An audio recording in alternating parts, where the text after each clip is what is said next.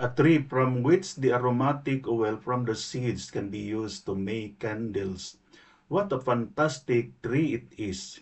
Introducing Sablot Litsea glutinosa of the family Lauraceae.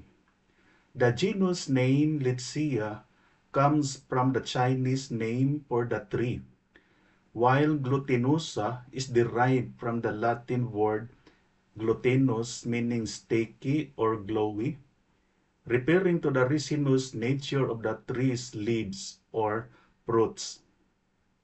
Sablot is a close relative of avocado and is a small, fast-growing evergreen tree that usually prefers full sun exposure for optimal growth.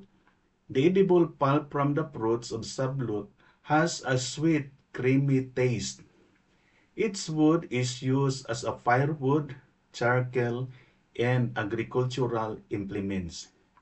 The aromatic oil from the seeds can be used to make candles, and fibers from the roots can be used to make rope and paper pulp. Bark decoction is used for intestinal catarrh, treating wounds, bruises, diarrhea, and dysentery. Leaves are used as a poultices for insomnia, neurosis, sore eyes, nausea, vomiting, and diarrhea. Root decoction can be applied for sprains, bruises, and as an immunagogue. The oil from the fruits is used for rheumatism, and pounded seeds can be applied to boils. This is marks caring for the environment is not only a choice but a responsibility.